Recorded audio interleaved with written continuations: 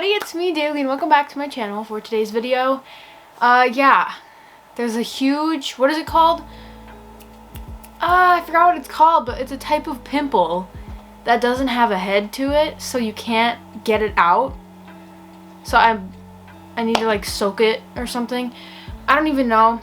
It's really freaking vibrant. I can see it.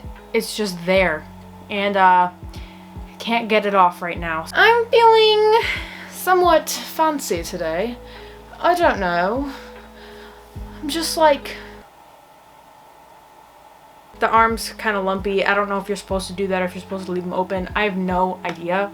But I kind of feel, a little snazzy today. So, yeah. For today's video, I'm going to be talking about my favorite and not so good books of the year. So we're gonna get into ones that I didn't really like first. The first one that I did not really enjoy was One Day in December.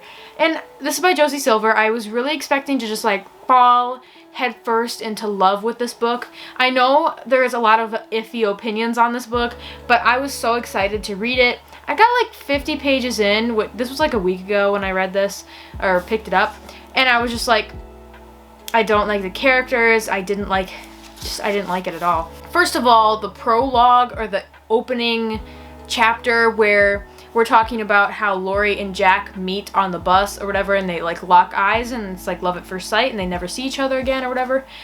That felt so over dramatic to me. Like, you can't, like, I get there's feelings you can have, like, oh my god, that was a really cool moment we just had right there. But that doesn't mean I'm going to track you down for a whole year. Lori locks eyes with Jack on the bus, and sadly, they don't see each other. And Lori is constantly searching for this man wherever she can find him.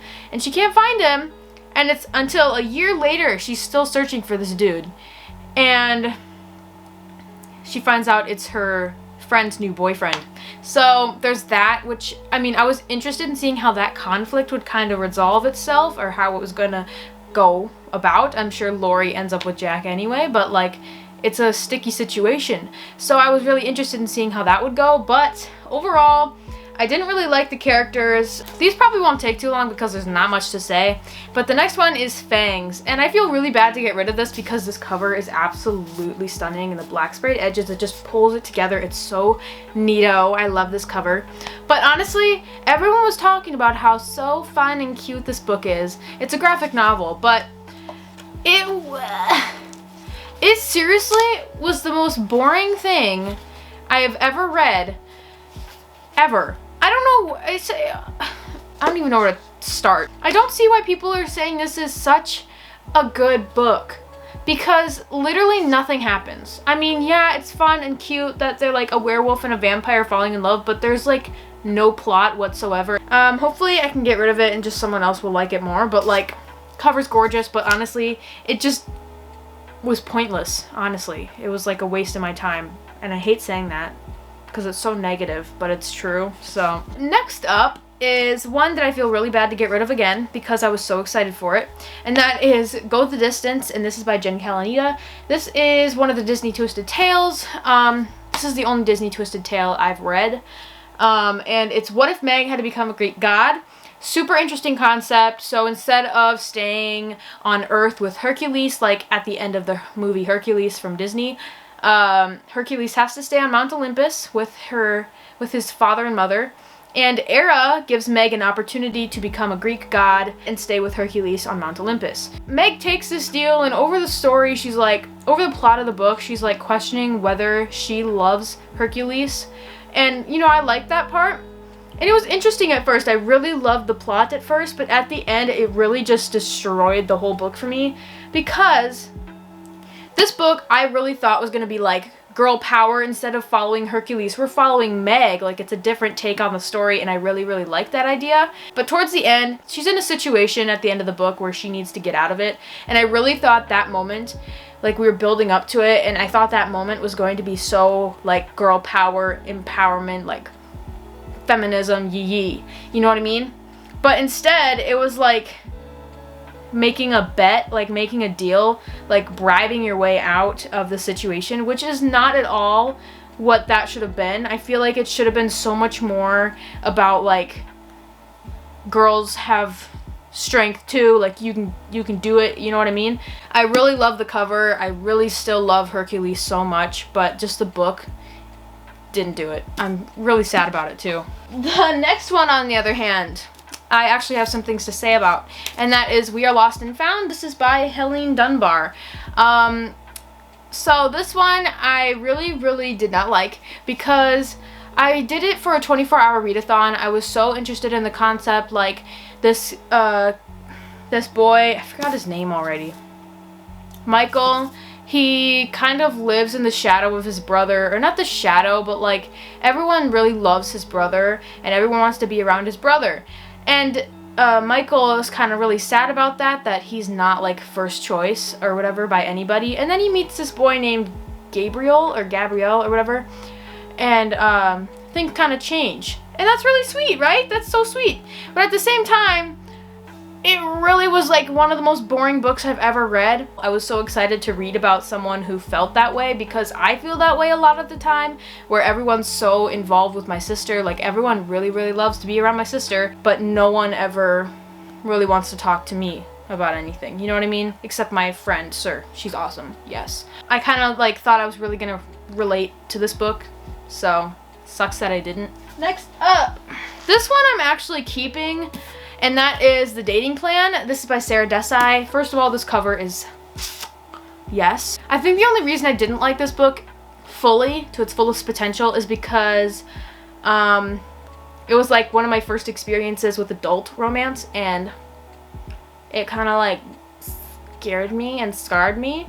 It was interesting, and so I think that's why I wanted to get rid of it. But now that I think about it, I've been reading a lot of adult romance this year, and it's changing my perspective every time I pick up a new adult romance. It's like this was like nothing compared to what I read now. Sounds gross, but it's true. I think I'm gonna keep this one and give it another shot in like a year or so. I don't know. Maybe I'll read it again this year, like 2022. But for the first time, I just didn't really like it, but now that I think about it, it's probably just because of the adult romance part that really like pushed me away, because I wasn't used to it, but now I'm used to it. So I'm gonna give this one another shot soon, but it still wasn't like the best experience. There was this one funny part in the beginning of the book though. I really liked that.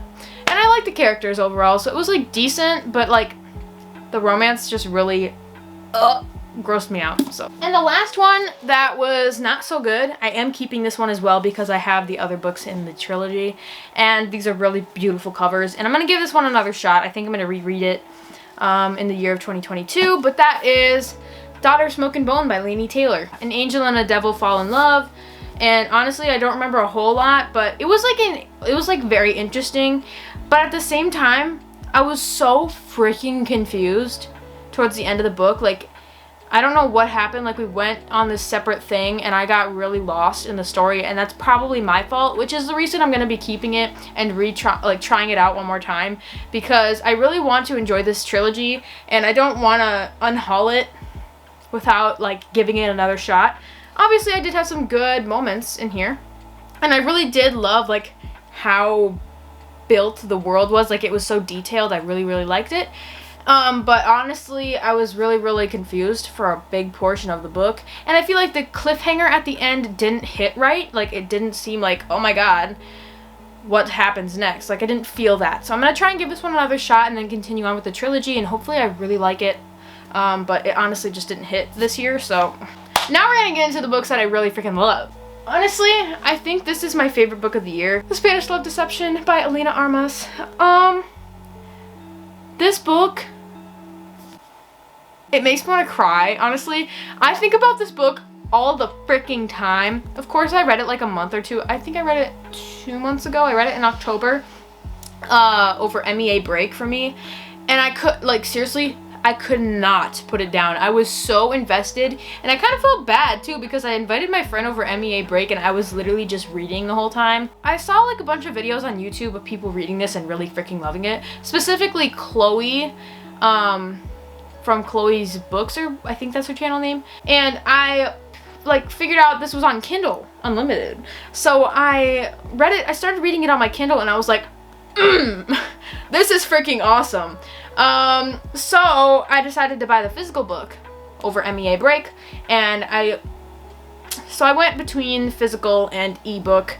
I don't know, I kind of switched it up once in a while, and it was like the best experience of my life. It was so, like, I was so invested in the story. I love Aaron Blackford is my dream man, and I don't think anything will ever, this is probably gonna be my favorite adult romance for the rest of my life. I don't see how anything could top this. I'm so excited for the American Roommate experiment that is coming out this year. I think it's coming out this year, in 2022, I mean. It's a companion novel, and it's Catalina's best friend, Sophie. I think her name's Sophie? Rosie. I don't know why I said Sophie. So, Catalina's friend, Rosie, she's kind of introduced in the beginning of the book, but she's not really there for a whole bunch of the book. But we're following Rosie and her, like, love interest. Oh, I'm so excited for, I really hope I love it. I really hope I love it. Either way, I can't wait to see what the cover looks like. There's no cover yet. Anything that Elena Armas puts out in the world, I am buying and reading it, because this book is seriously the best adult romance the best romance in general that I've ever read. It is so good. The next book, this book is so good. Okay, this next one is Dead Voices, and this is a middle grade by Catherine Arden. This is the second book in the Small Spaces quartet. I found out it's not a trilogy, it's a quartet. There's another one coming out this year. This one's my favorite. I don't think anything's gonna top this one because it's so intricate and detailed, and you just gotta be invested to understand what's going on. But there's another one coming out. It's like a carnival theme. Ooh, and it's the last one, which is sad, but I'm so excited for it to come out. I think it's coming out in August or something in 2022. I really do love this quartet, or the series, whatever you want to call it. It is so good, but this one in particular really hit the spot. But this one is like where the main characters from the first book, Small Spaces, Ollie, Coco, and Brian, they head out to this mysterious like skiing resort because they won like an opportunity, like they won it. So it's like a snowstorm situation. It's very, very cold, like the power is like going out and stuff like that, and there's like freaking demons in this ski resort. It is so awesome. I was shocked so many times by the twists and plot turns, whatever you want to call it. The only thing I didn't really love about it is the ending. I was so confused. I was so invested in the story, and you have to be invested to completely, fully understand this book. I must not have been invested enough to fully get what was happening at the end. I was so confused. But there's this one time in this book where there's like confusion with communication. There's like this whole, oh god, it was so intricate, and like you really have to get it. You really do. It is so good. It's hard to like freak out with the scary book because like jump scares don't really happen. You can't really have a jump scare and be like, oh my god. But seriously, there was like one jump scare moment in here that I was like freaking scared as frick. So can't wait for the fourth book. The next one here is Uzumaki, and this is by Junji Ito. This is a horror manga inspired by spirals. It starts off, this town is like slowly being corrupted by spirals, and it starts off with little things like snail shells. It goes into like pottery, and then it slowly just takes over this city or town or whatever you want to call it. It is seriously a fantastic experience. I was so invested. Like the thought, like how does Junji Ito come up with this stuff? Because it, like, you wouldn't think spirals are scary, but seriously, the illustrations in here, the things that are talked about in here, seriously messes with you, and it is so good. Look, like it starts going into like clouds in the sky. People are just turning into snails. Oh my god. Next up, another phenomenal book. This one this book is so good. And that is Dear Evan Hansen. This is by all these authors here. I'm not gonna read them all out. I love the movie, first of all. I went to see it in theaters and I cried like 3 times and people were like, are you okay? I love this book so much. I read it over summer break, I was in Branson, Missouri at the time, and I bought this at like Books A Million because I saw the movie trailer and it looked phenomenal. So I bought the book and I like read it in like 3 days. This book is phenomenal. I understand there's a lot of issues with it. A lot of people feel like it doesn't have the right representation for like depression, but honestly, I can't really speak on behalf of that because I don't experience depression. I would not understand what the right representation for it would be. So I'm not gonna even go in that spot because I have no idea what that kind of representation should be. But other than that, like, it was just the best thing. It was so good. It was so good. I was getting emotional reading this book because it's like Evan Hansen really wants to be seen, like he wants to be a part of something, and then he slowly becomes a part of this family and he feels so welcomed and he just keeps the lies going, and once that all falls apart, I just felt so sad, like watching this sweet Evan Hansen fall apart and just realize what he did was so wrong. It hurt me really bad, and I felt bad for the family. It was crazy, honestly. It was just such a great experience. That's all I'm gonna say. I don't want to talk too long in this video, but it was so good.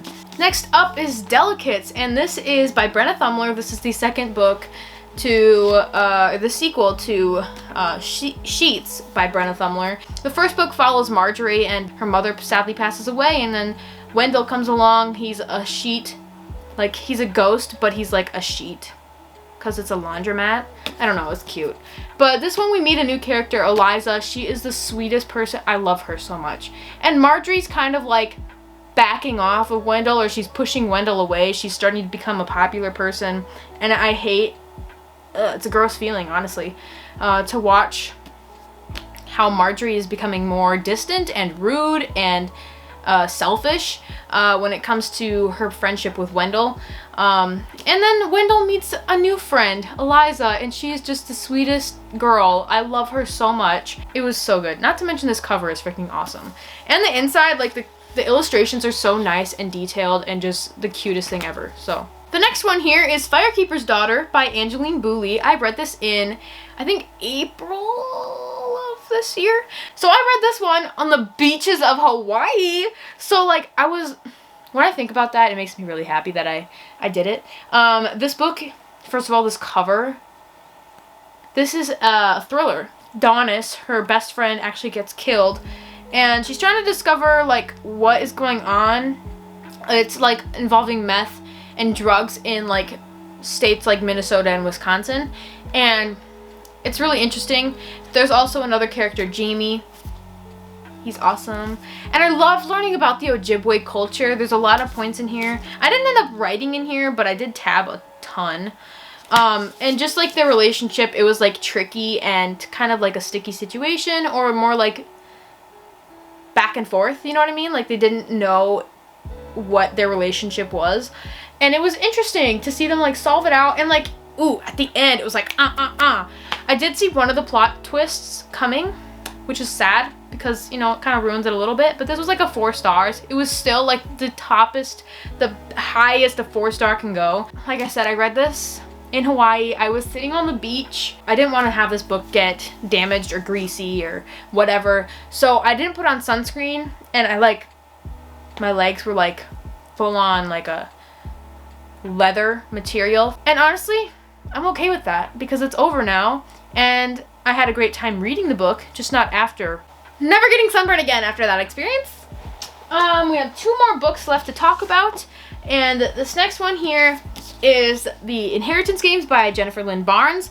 The 3rd and final installment in the trilogy is coming out in 2022. So excited. It's called The Final Gambit.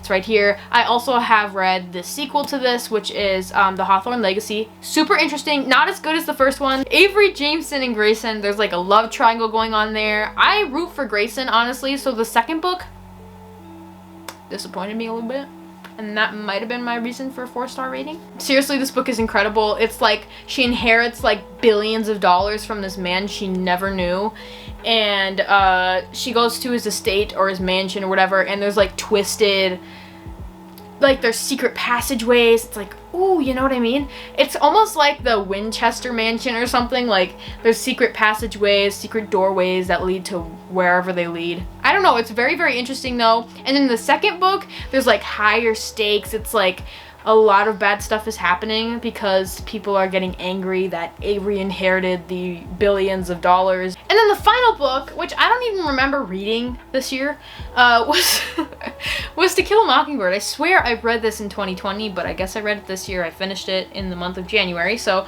this is by Harper Lee, obviously. This is a like classic. I read this for school.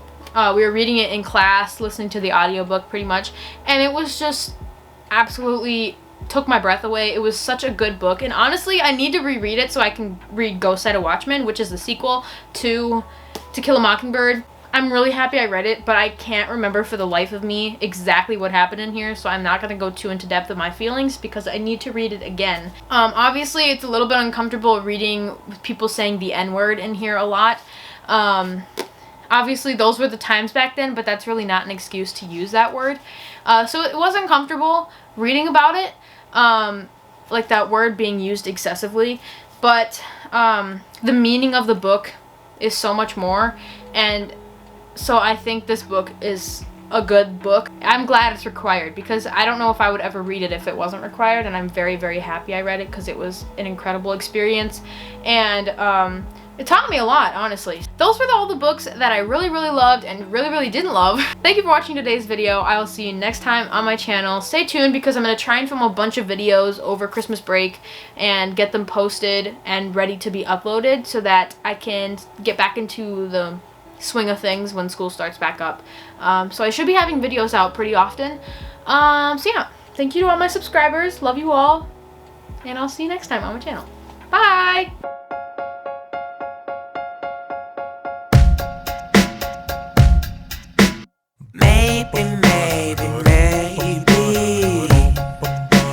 Maybe I wish you were mine, girl.